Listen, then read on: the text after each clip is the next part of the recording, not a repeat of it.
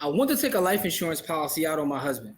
He says he will freeze over before he's worth more dead than alive. All right, now here are the actual factuals. It says, my husband and I married in our late 40s after living together for 5 years and had our child on the cusp of our 50s. We've been married for over 8 years. He is well set financially, both from inherited property and from his own career as a military officer and then a civilian employee for the same branch. He has no debt, and mine are minimal and exist only as a part of my effort to build a good credit rating. I also have 3 adult children from my first marriage, all grown before our wedding. I offered to sign a prenup as part of this marriage because of our wealth disparity coming into it. In a nutshell, the prenup says I get a battered cottage he owns that's worth about $100,000, and he gets joint custody of our children. There is no provision for alimony, and child support follows state guidelines. She says, I came into this relationship out of 2 ruinous previous marriages, having nothing to my name but a bankruptcy and a Social Security disability check. Because of my history and his security clearance, we keep our finances largely separate. Our income tax return is married filing jointly to take advantage of tax benefits that my low income and disabled status bring. The tax return clocks in at around $140,000 a year, mostly from his salary and investments.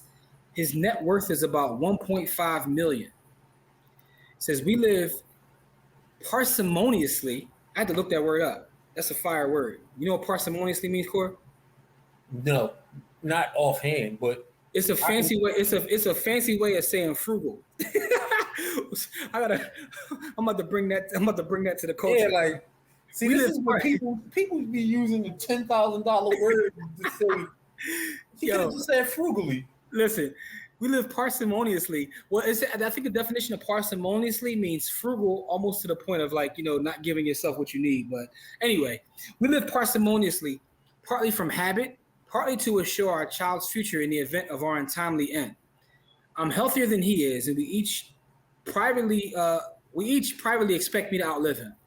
He has retirement and personal accounts well above $600,000. I have a joint account my disability check gets deposited into. I have no savings and a good credit rating.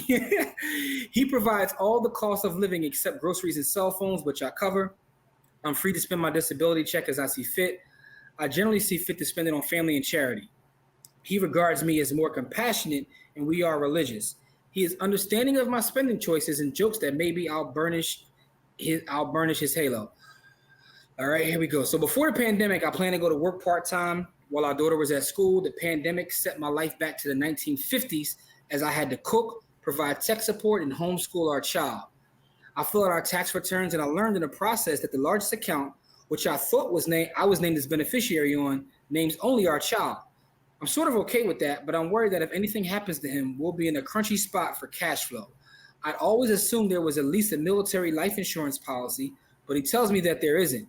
He assures me he's made provisions for me, but I'm not so confident. He's very weird about financial matters, and even basic home repairs only happen if I do it myself or throw a major fit. I learned in one of those conflicts that emotionally, he equates money with security.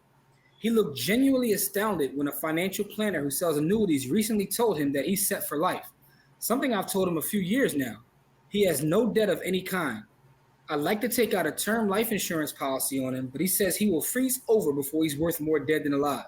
I want our affairs handled by a personal financial planner who specializes in military retirement, but he balks at the $4,000 annual price tag while taking poor advice from a stockbroker with no fiduciary duty to him and who should have retired 5 years ago. Is there anything I can do to compel him into a life insurance policy this side of filing for divorce? We both despise divorce and are very committed to our marriage, but I also have to think about our child and our future. So that is the scenario there. Now, what do you think about that? Should she be pressuring him to get this life insurance policy? I think she should be looking at a will, right? Because if he has no debt and he got assets, the life insurance policy isn't absolutely necessary for their specific, like setup, right? But what's going like a will, like Is no wills, no trusts. Like she don't see none of that stuff. Like, so how does she know? Yeah, my yeah, like I don't know. I don't know. Like their specific setup, he doesn't really need life insurance. Like he needs, This but is an interesting one, right? yeah, like he doesn't need life insurance, but she doesn't have any security without it. So on her end, like Jose said, I would take it out. He doesn't have to know it's there. You can take out life insurance policy on anyone. You can, but you can't, right? Because he's in his 50s. They're gonna want him to take a physical and give blood and all that kind of stuff. Try to take it out if you want to without that. Yeah. So Well, it all depends on like you can get some Shady Acres company that make you pay $3,000 a month. yeah, but she can't afford that. Yeah, She only has because he got control of the strings, of the purse strings. There you go. So I mean, but the thing is though, and even beyond that, even she said she's healthier than he is, right? He may have health medical issues, who knows? But what's the premium gonna be like on that? Yeah. She can take out policy without a signature, and she be the one paying the premiums. Yeah, high ass premiums. Just buy one with your Social Security. I wouldn't even think about divorce. It's a little fishy. All right, let's see. Let's see what Pastor says here. If you're disciplined enough not to run them up, then personal loan works. It will make it easier because multiple bills consolidate to one, ease of pay and peace of mind. Oh, yeah, this is all great answers. Pastor really handled this. Also, if the rate doesn't change much, you can get longer term and your discipline take a longer term. This will give you lower payment, pay the higher amount based on the shorter term. This pays the debt off while giving you a cushion to fall back. All right, there you go. Nothing else to add to that. I think they need counseling and help from CFP. I don't think he trusts her with money. It seems though he's trying to provide for the daughter and limit the amount of money she has access to. Does sound that way. That's exactly what it sounds like. Yo, Jay is funny. I watch a lot of Dateline ID. If he get that life insurance policy, sounds like he's going to fall down the stairs. yo. I mean, listen, my man is worth 1.5 mil. My man is worth 1.5 mil. He's leaving things to the child, right?